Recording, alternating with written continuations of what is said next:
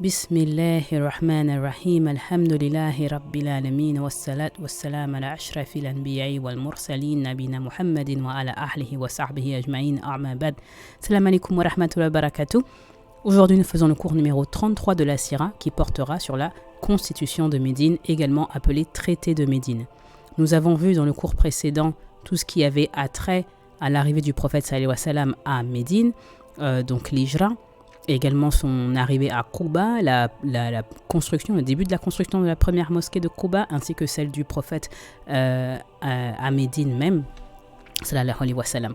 Et nous voyons maintenant les événements qu'il se passent dès son arrivée. La semaine dernière, nous avons évoqué les Mouakhi, donc ce binôme que le prophète sallallahu alayhi wa sallam faisait entre les Muhajiroun et les Ansar.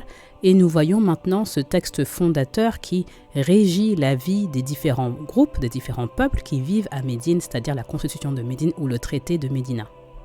Il s'agit d'un traité important qui a été interprété de plusieurs manières et nous allons voir quels sont les bénéfices, les sagesses que l'on peut tirer de ce traité.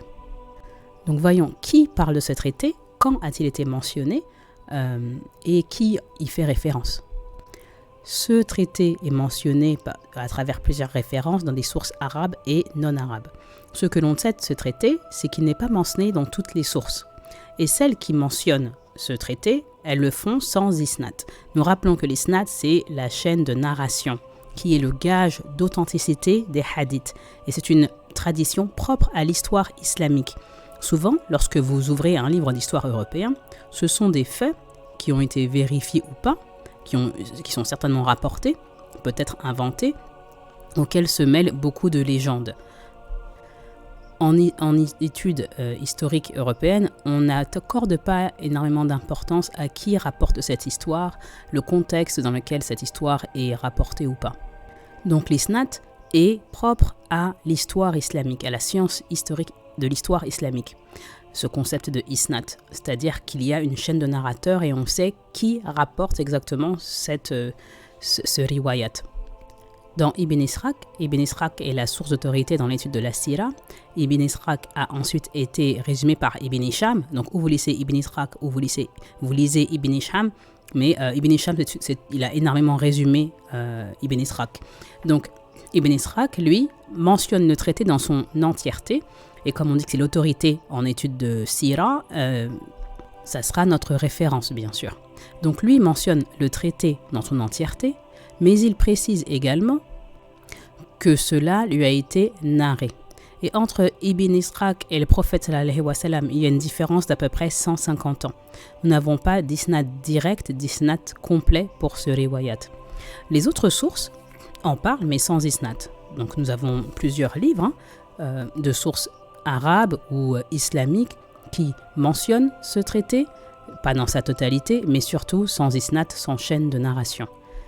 Par exemple, dans Musnad Imam Ahmed, vous avez une phrase du prophète sallallahu alayhi wa sallam qui dit « Le prophète a fait un traité entre les Muhajir et les Ansar. Chacun prend soin de ses têtes et de ses propres affaires. Et il y a iman et mahrouf entre eux. » Donc il y a foi et bonté entre eux et chacun prend soin de ses propres affaires et de ses propres têtes. Dans Musnad Imam Ahmed, il nous mentionne donc ce traité en une seule phrase. Le problème ici, c'est qu'il n'y a pas de source. Il n'y a pas de source datée plus tôt qui nous parle de ce traité. Mais le fait est qu'il n'y a aucun doute sur le traité de Médine. Plusieurs chercheurs modernes nous disent que la langue du traité qui est utilisée, c'est une langue archaïque, c'est un arabe archaïque. Les savants de l'époque de Ibn Ishaq font les mêmes commentaires. Il s'agit pour eux d'un arabe archaïque, donc qui se réfère et qui est pour eux aussi un gage d'authenticité de ce traité. Excusez ma voix, elle n'est pas tout à fait revenue par rapport au cours numéro 32. Il y a de l'amélioration, mais bon, j'espère que vous me comprenez. Donc les savants modernes disent que ce traité est authentique, il n'y a pas de remise en cause sur le fait que ce traité ait existé et qu'il ait été mis en vigueur.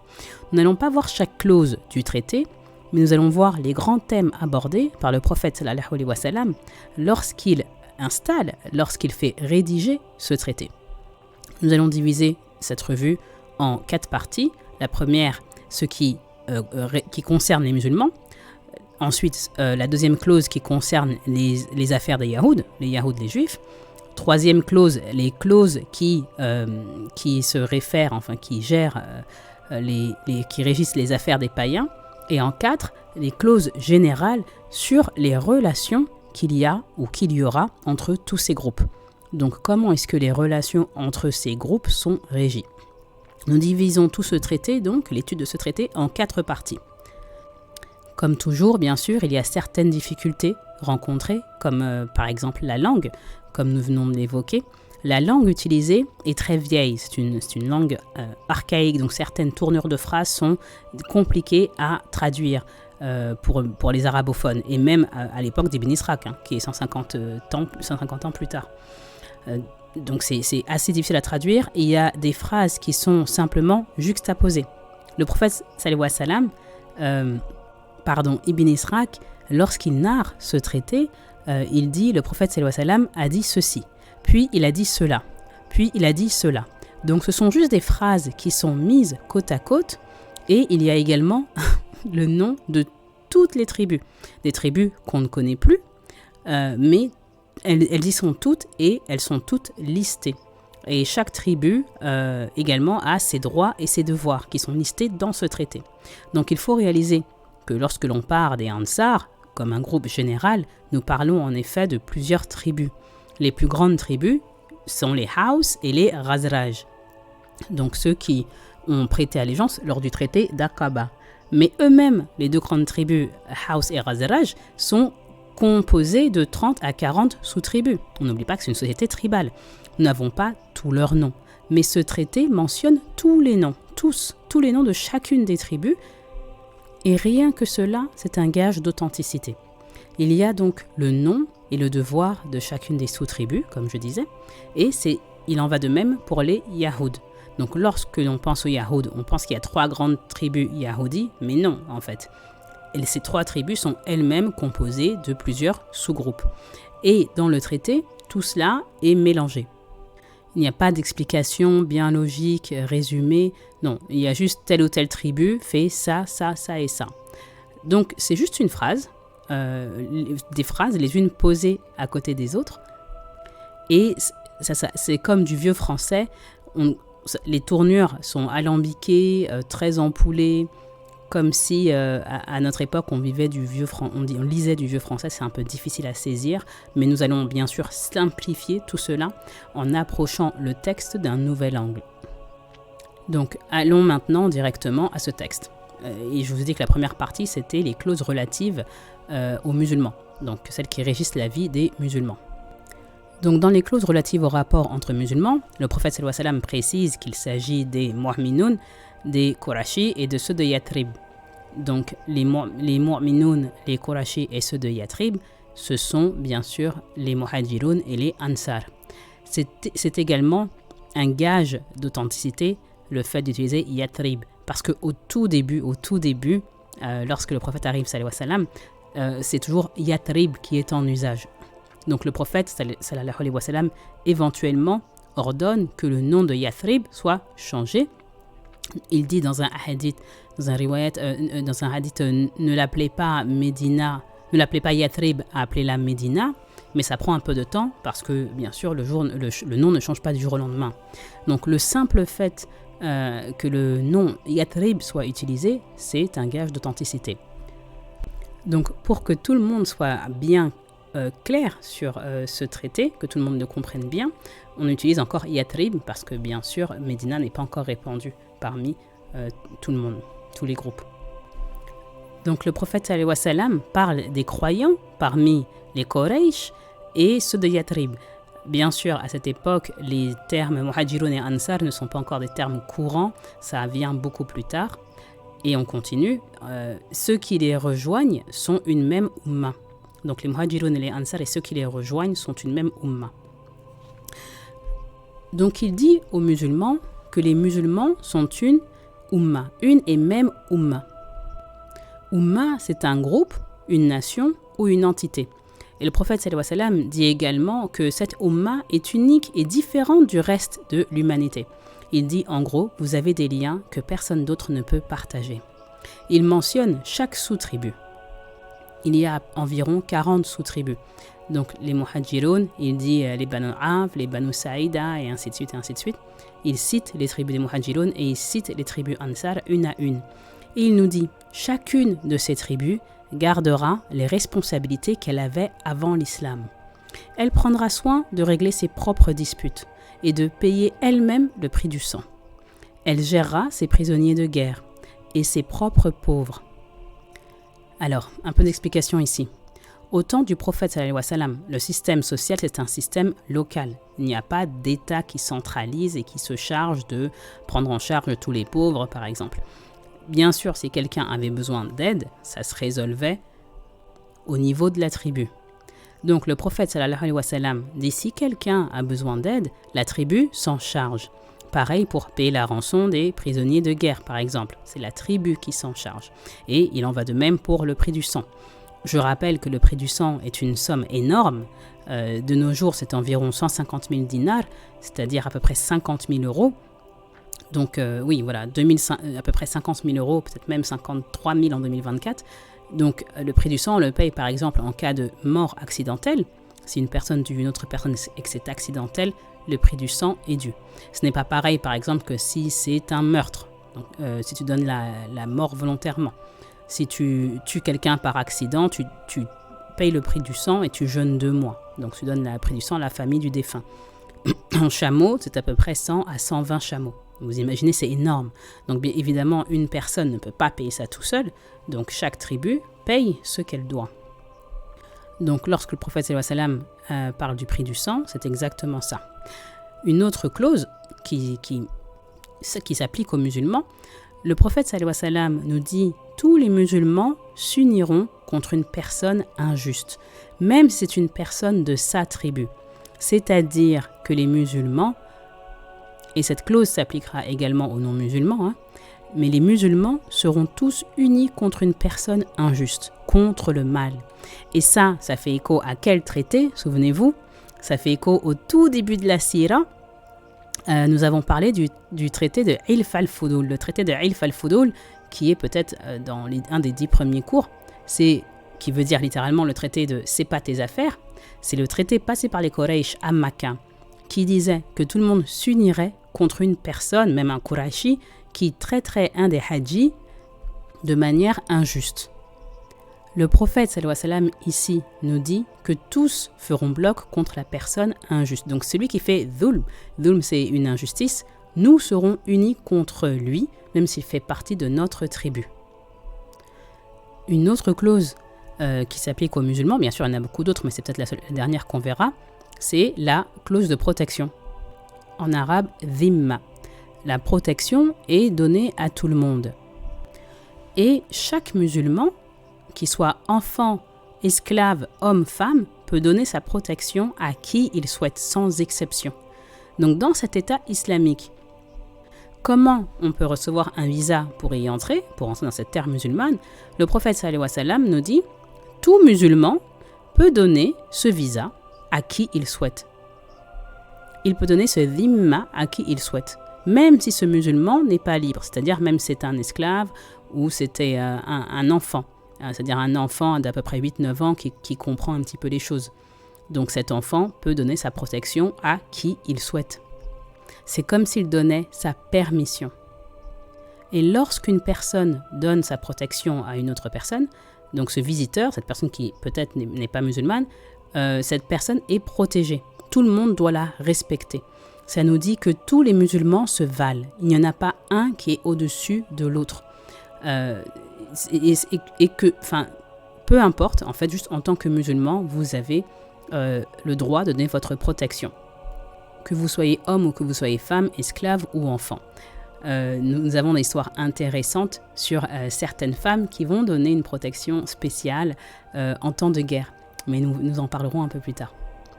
Donc ça nous dit que tous les musulmans se valent et que le prophète sallallahu alayhi wa sallam fait de cette communauté une seule et même nation à l'exclusion des autres gens dans l'humanité, à l'exclusion du reste de l'humanité. Donc tous les musulmans, toute cette oumma est sur un pied d'égalité. Le prophète sallallahu alayhi wa sallam dit ummatan min dunin nas, c'est-à-dire qu'il utilise ummatan, nous en reparlerons dans quelques instants. Le prophète sallallahu alayhi wa sallam établit les liens de la umma. Voilà donc pour les clauses qui régissent les relations des musulmans. Les deuxièmes types de clauses dans le traité, ce sont les clauses des Yahoud. Le prophète sallallahu alayhi wa sallam mentionne les Yahoud de Bani Auf, de Bani Amir, d'un tel, donc il mentionne les tribus une à une. Et nous trouvons environ 12 différentes tribus. Le prophète sallallahu alayhi wa sallam dit « Tous les Yahoud sont une umma, proche des croyants, côte à côte des mu'minoun. Ummatan ma'al mu'minin » Donc c'est une umma qui est proche de la umma des croyants. Ils ont un statut qui est donc quelque peu semblable à la umma musulmane. Le prophète sallallahu alayhi wa sallam continue et dit « Et ils prendront soin de leurs propres affaires, c'est-à-dire de leurs propres disputes internes, de leurs propres fuqara, donc de leurs propres pauvres, du prix du sang, de tout ce qui se passe entre eux. Ils s'occupent de leurs affaires, sauf s'ils viennent nous solliciter, sinon on ne se mêlera pas, sauf s'il s'agit d'une affaire de dhul ou de meurtre, donc d'injustice ou de meurtre, entre les Yahoud et les musulmans. Par exemple, un Yahoud tue un musulman, et dans ce cas, l'affaire sera déférée à une autre autorité supérieure. Ici, comprenez que l'autorité supérieure, c'est le prophète sallallahu alayhi wa sallam, qui est celui qui est maintenant le leader de facto de Médina. Notez ici que les tribunaux sont semi-indépendants, c'est-à-dire que les Yahoud se chargent de leurs propres affaires, de leurs propres disputes. Le vol, diffamation, meurtre, peu importe, tant que c'est entre eux. Et les musulmans aussi, sauf si ça concerne une affaire entre eux qui lie les deux tribus. Alors là, l'affaire ira devant le prophète sallallahu alayhi wa sallam. Une autre clause qui est abordée pour les Yahoud, entre les deux, entre les Yahoud et les musulmans, il y aura un support mutuel contre les ennemis de ce traité. Et les Yahoud dépenseront avec les musulmans pour ce qui est des charges de guerre, des charges d'agression externe. Ici, qu'est-ce qu'on entend? Qu'est-ce que le prophète sallallahu alayhi wa sallam entend? Il parle du partage des charges financières liées au combat contre les ennemis externes. Par exemple, une menace qui viendrait de Makka. Donc en cas d'agression, il y a un partage et chacun contribuera. Notez que les charges financières, lorsqu'il s'agit de disputes internes ou externes, elles sont différentes. On se charge de nos pauvres, vous vous chargez de vos pauvres. Mais si une troisième personne nous attaque, un autre groupe externe nous attaque, nous serons tous musulmans et juifs ensemble et nous contribuerons ensemble à l'effort de guerre pour la protection de Médine. En temps de crise, donc, les deux tribus s'uniront face à l'agresseur. Donc les Yahoud contribueront au coût de l'effort de guerre. Il y a également une autre clause ici qui concerne les Yahoud. Et elle dit qu'aucun Yahoudi ne peut quitter Médina sans la permission du prophète sallallahu alayhi wa sallam. Et qu'est-ce que ça veut dire? Rappelez-vous qu'à l'époque, ce n'est pas une époque où on déménage pour le plaisir ou pour le travail. On ne quitte jamais là d'où on est. Partir, comme on l'a vu pour l'Hijra, ou comme on l'a vu pour la première Hijra vers l'Abyssinie, partir, ça veut dire changer de nationalité. Et c'est exactement ce que ça veut dire dans ce texte. Donc, aucun Yahoudi ne peut quitter Médine. Ça veut dire que tu rends ton passeport. Tu n'as plus de visa, tu rends ton passeport. Tu décides de ne plus prendre la citoyenneté de Médine. Donc, c'est une époque qui est très différente. Là où tu vis, c'est là où ta tribu est. Et donc, ton passeport, ton visa, tout ça c'est lié, tout ça c'est pareil, contrairement à nous de nos jours. Donc si tu pars, ça veut dire que tu renonces à ta citoyenneté madani et tu prends une autre citoyenneté. Tu vas dans un autre camp. Et le prophète sallallahu alayhi wa sallam dit qu'ils ne peuvent pas faire ça, les Yahoud ne peuvent plus faire ça. Bon d'ailleurs ils ne le faisaient pas avant, c'était vraiment très rare que quelqu'un quitte sa tribu. Tu le fais pas parce que sinon c'est comme si tu te laissais sans protection aucune dans ce monde-là. Et donc si quelqu'un veut quitter Médine, rendre son passeport, il doit l'en informer. Pas si tu pars en voyage, mais vraiment si tu changes de ville. Sinon, tu deviens un traître. Et on doit être au courant, pour qu'on sache, que tu ne fais plus partie de ce traité. Et donc, bien sûr, le prophète sallallahu alayhi wa sallam doit être au courant parce qu'on ne sait pas si tu es toujours sous la protection ou pas. Et c'est pareil de nos jours, si tu veux changer de nationalité, tu dois renoncer à ta citoyenneté du pays A pour aller dans le pays B.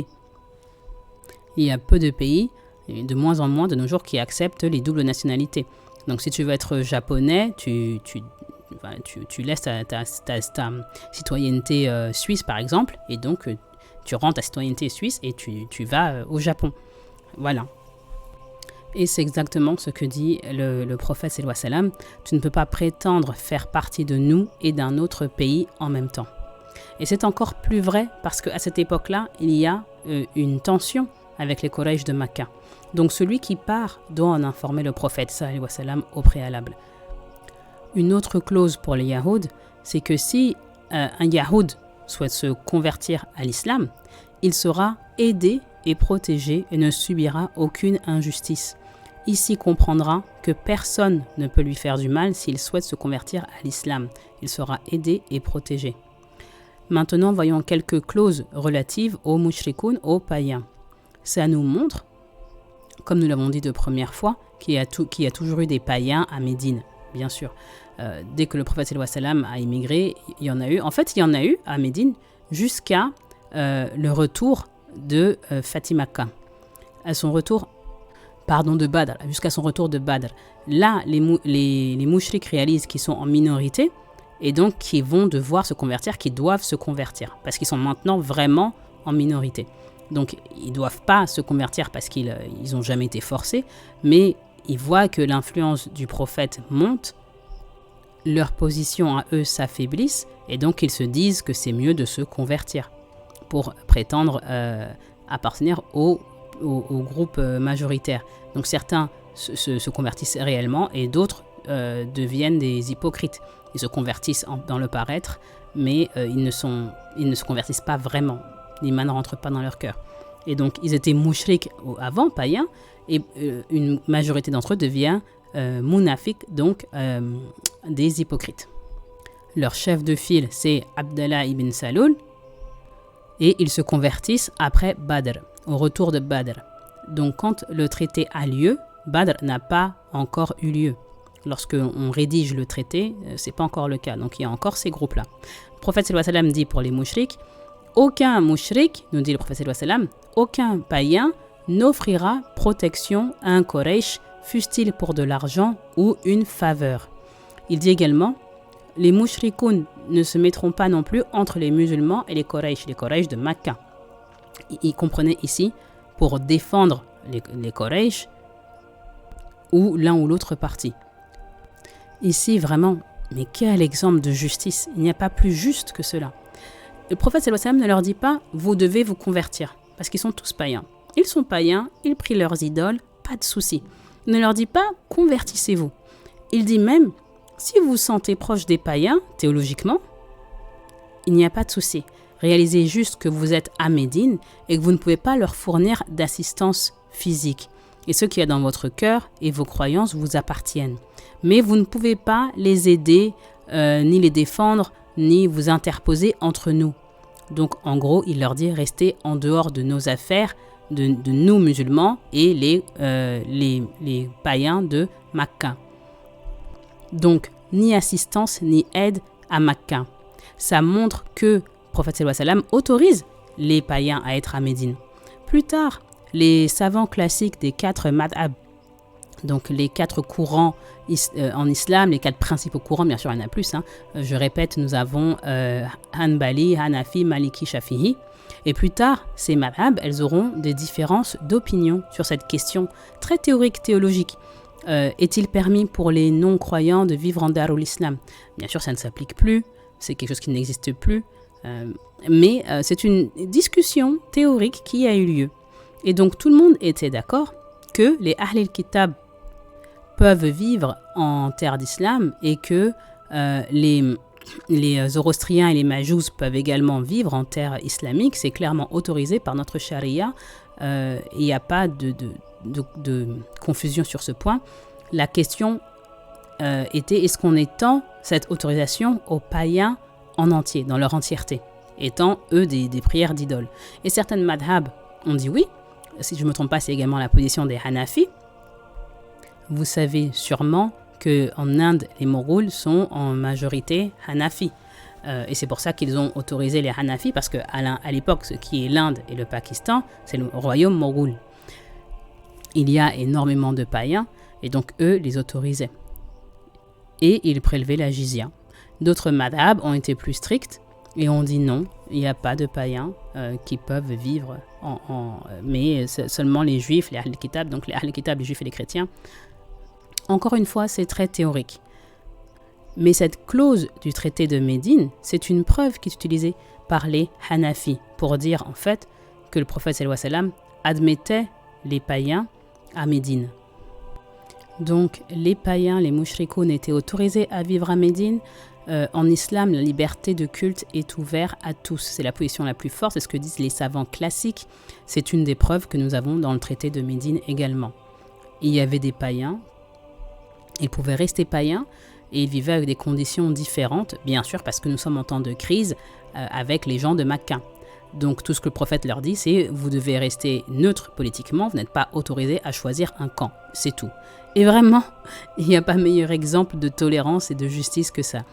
Les dernières clauses, vous allons voir, ce sont les clauses générales qui s'appliquent à tous les gens du traité. Donc les gens des traités, les différents groupes qui sont parties prenantes. Le prophète, sallallahu alayhi wa sallam, dit « L'intérieur de Yathrib est un haram », donc une terre sacrée pour les gens de ce traité. Haram veut dire ce qui est halal en dehors de la zone devient haram, interdit, une fois dans la dite zone.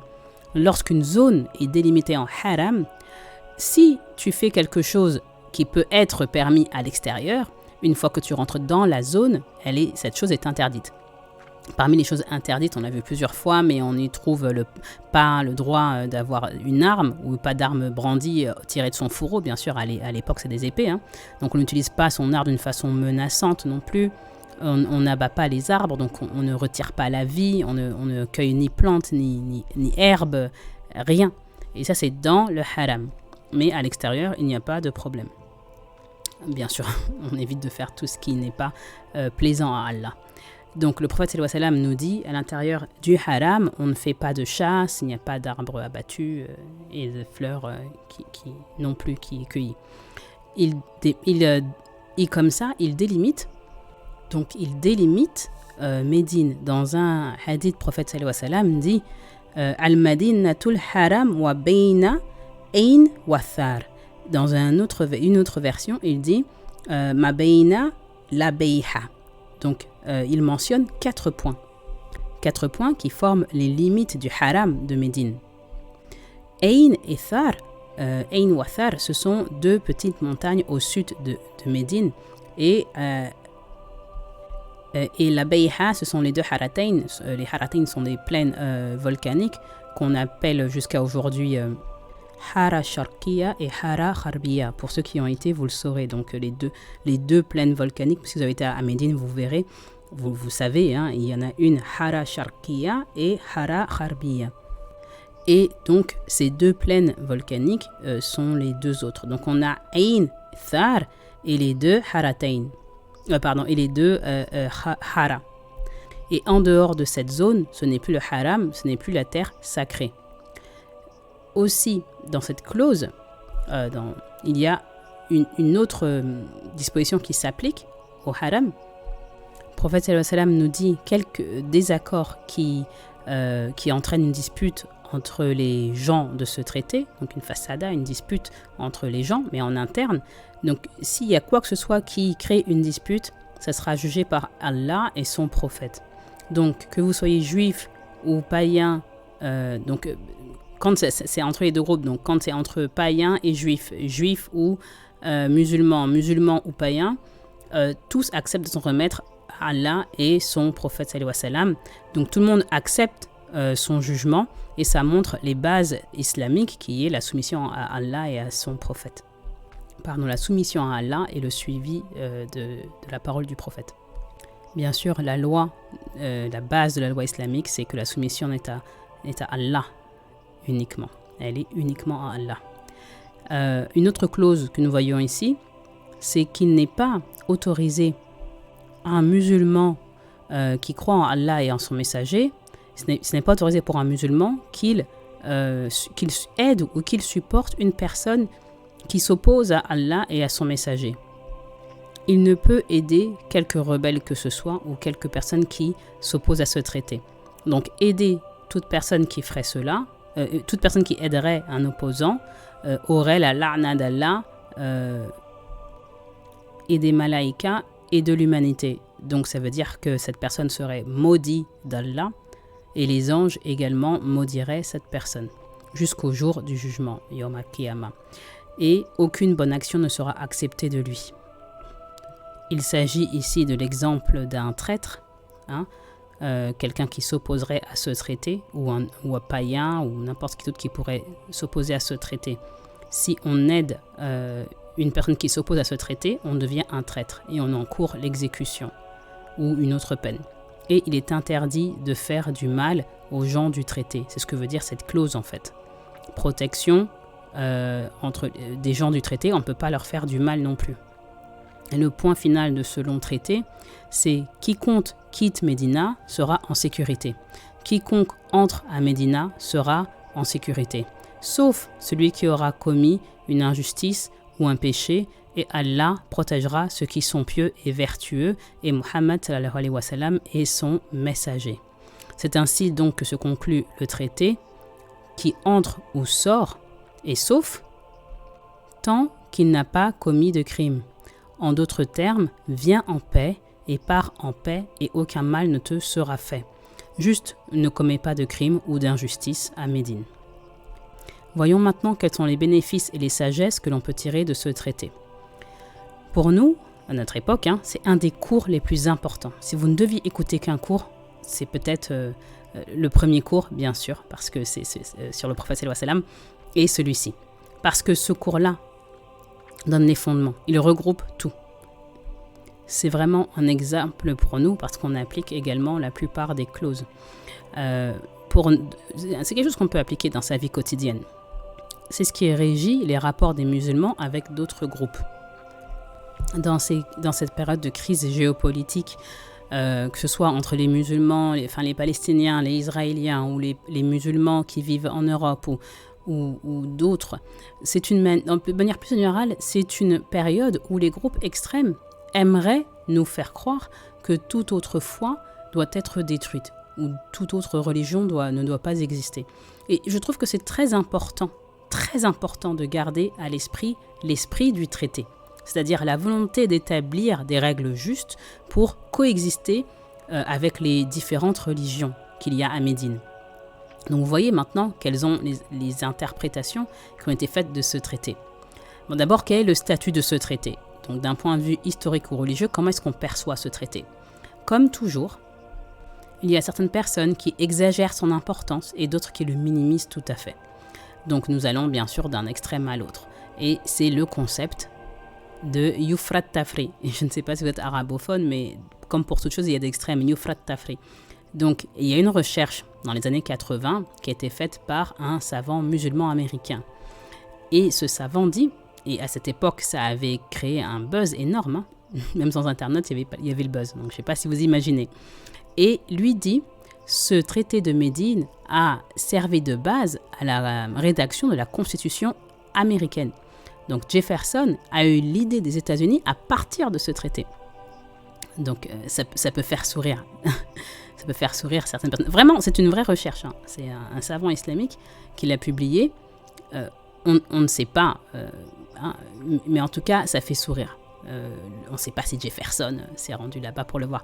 Mais bon, selon Yasser Qadhi, ce genre de mentalité, ça peut relever d'un certain complexe d'infériorité. Tout ce qui est bien, tout ce qui a été bien fait, ça vient de nous, ça vient des musulmans. Donc déjà, ce n'est pas académique. Il y a à avoir ce genre d'attitude, on devient la risée des autres. Pour autant, il n'y a aucun doute que pour son temps, ce traité, c'était un traité noble, un traité unique. C'était une réelle avancée qu'on n'avait jamais vue. Donc que certains concepts furent importés par l'Occident, qui en a utilisé certains, qui en a recyclé d'autres, certainement. Mais tu ne peux pas dire que Thomas Jefferson a lu ce traité et qu'ensuite il s'en est inspiré pour écrire la Constitution des États-Unis. C'est comme si on disait la direction des droits de l'homme est basée sur ça. Non, mais certains concepts, bien sûr, ont pu être importés. Mais le contenu est différent, l'intention est différente. L'autre extrême, sont les détracteurs du prophète sallallahu alayhi wa sallam, lisent dans ce traité une machination pour faire des Yahoud une nation séparée. Donc nous parlerons dans quelques semaines de la controverse supposée du traitement injuste du prophète sallallahu alayhi wa sallam envers les tribus Yahoud. C'est une accusation qui est commune et elle est tellement courante, franchement elle a été remastérée si vous me demandez depuis la création de l'État d'Israël, parce que je ne sais pas d'où cela vient quand on connaît notre histoire commune. Et le fait, et quand on voit l'aide que les musulmans ont apportée aux juifs, que ce soit dans la mosquée de Paris, que ce soit lorsqu'ils sont expulsés de la péninsule arabique et que le roi du Maroc les accueille, si tu connais l'histoire, tu ne peux pas dire vraiment qu'il y avait une animosité entre les musulmans et les juifs. Mais bon, si bien sûr on exclut le contexte politique moderne. Mais baser la façon dont le prophète sallallahu alayhi wa sallam traite les différentes tribus yahoud sur le fait qu'il y a une animosité intrinsèque entre les musulmans et les juifs, c'est risible. Donc pour ce groupe-là, ce traité, c'est un traité antisémite parce que le prophète sallallahu alayhi wa sallam divise les Yahoud en leur donnant des obligations. C'est un argument qui est évoqué. Et ce n'est pas le cas parce que les obligations sont sur les musulmans et les juifs, exactement les mêmes obligations. Donc que ce soit nos pauvres, vos pauvres, le prix du sang, vos prix du sang, contribution ensemble pour la défense de Médine, c'est la même obligation pour tout le monde. Mais eux n'y voient bien sûr qu'un seul côté de la pièce. Et ils disent, non, il y a plein de devoirs pour les juifs. Mais il y a exactement les mêmes devoirs pour les musulmans, qui sont d'ailleurs en plus grand nombre. Et donc, c'était un autre extrême. Et comme d'habitude, la vérité, elle est au milieu. C'est toujours le cas, entre les deux extrêmes. Donc, comme nous l'avons dit tout à l'heure, c'est un traité qui est important, qui est fondateur et qui a des retombées à long terme pour la Oumma. Et je vais continuer cela dans un deuxième cours pour ne pas durer trop en longueur. C'est sur ces mots que je vous dis Assalamu alaikum wa rahmatullahi wa barakatuh et on se revoit dans la partie numéro 2 du cours numéro 33. Assalamu alaikum.